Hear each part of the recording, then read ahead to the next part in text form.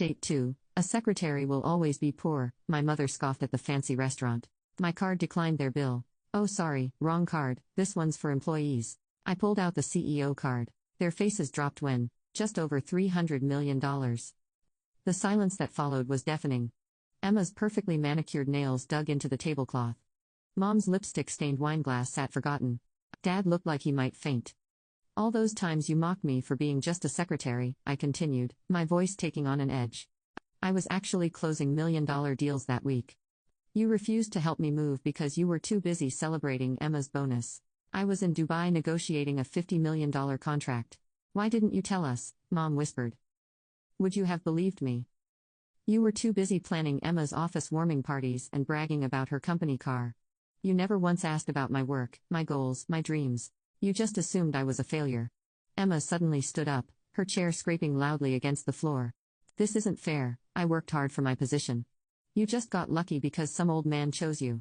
I laughed, but there was no humor in it. Lucky, I worked 80-hour weeks. I studied every night. I earned this, Emma. The difference is I didn't need to post about it on social media or brag at family dinners. But tomorrow, Dad started, tomorrow everything changes, I finished for him. Tomorrow, the world finds out that your poor secretary daughter runs one of the largest companies in the country. I stood up gathering my things. Oh, and Emma, that promotion you're celebrating, Morton Industries just acquired your company this morning. The paperwork was finalized an hour ago. Emma's face went from pale to green.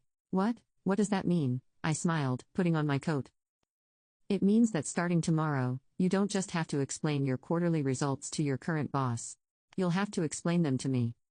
The look of horror on their faces was priceless. As I turned to leave, I paused, remembering one last detail. And Mom, about what you said, a secretary will always be poor. You might want to rethink that. My executive assistant makes more than Emma's entire department combined. With that, I walked away from the table, leaving them sitting in stunned silence. Through the restaurant's windows, I could see my driver pulling up in the Rolls-Royce. I'd never shown them. Tomorrow would be interesting, but tonight was just perfect. The next morning, I sat in my penthouse office on the 50th floor of Morton Tower, watching the sun rise over the city.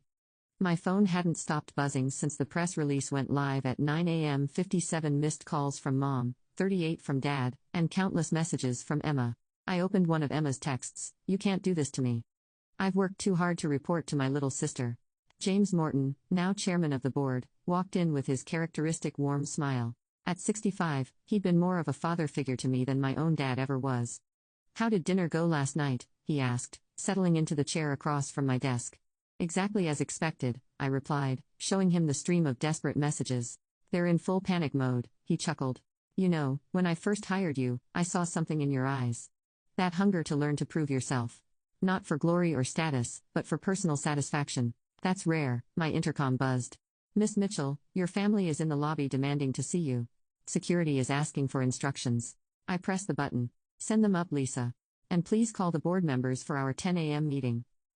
The same board meeting your sister is supposed to present at. James raised an eyebrow. Exactly, I smoothed my designer suit. No more simple blazers. Time to show them who I really am. Minutes later, my family burst into my office. Their appearance was a far cry from last night's polished confidence. Mom's hair was uncombed. Dad looked like he hadn't slept. And Emma was practically vibrating with rage. How dare you, she shrieked. You orchestrated this whole thing. You deliberately humiliated me. Good morning to you too, I said calmly, standing behind my desk. The floor-to-ceiling windows behind me offered a spectacular view of the city. My city now, Sarah, honey, Mom's tone had changed completely from last night. We are so proud of you. We always knew you had potential. Stop, my voice cut through her fake sweetness. Let's be clear. You're not here because you're proud. You're here because you're terrified. Emma's terrified of reporting to her failure sister. Dad's terrified because his construction company relies heavily on contracts from Morton Industries. And you, Mom? You're terrified because your social status just got turned upside down. Dad stepped forward. Princess, let's talk about this. Family should help family, right? Family. I laughed like when you helped me, when you celebrated my achievements, when you showed any interest in my life. My phone buzzed, a reminder for the board meeting. Emma, you have a presentation to the board in 20 minutes. I suggest you go prepare. You can't, she started. I can and I will. I earned this position, Emma, every step of the way. Now you have a choice. You can either accept that your little sister is your CEO and do your job properly, or you can resign. Your call, she stormed out, mascara running down her cheeks. Dad followed her, already calculating how this would affect his business. Mom lingered, trying one last time. Darling, I'm hosting the charity gala next month. Perhaps you could. No, Mom, no more pretending. No more fake pride. You'll need to earn my respect just like I earned my position. Now, if you'll excuse me, I have a company to run. After they left, James came back in. Tough love. They needed to understand, I said, gathering my papers for the board meeting. Success isn't about titles or appearances. It's about hard work, integrity, and patience. And now, I smiled, thinking about the long road ahead. Now, they'll learn what real success looks like. Not from Instagram posts or fancy titles, but from actual achievement. Walking into the boardroom minutes later, I saw Emma sitting there, her presentation ready. Our eyes met, and for the first time, I saw something new in her gaze. Respect. Good morning, everyone.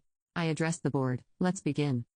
As I took my seat at the head of the table, I couldn't help but smile. The poor secretary had finally written her own success story, and it was better than anything my family could have imagined. Life has a funny way of teaching lessons. Sometimes the quiet ones, the overlooked ones, the underestimated ones, they're the ones writing the biggest checks in the end. This is where our story comes to end.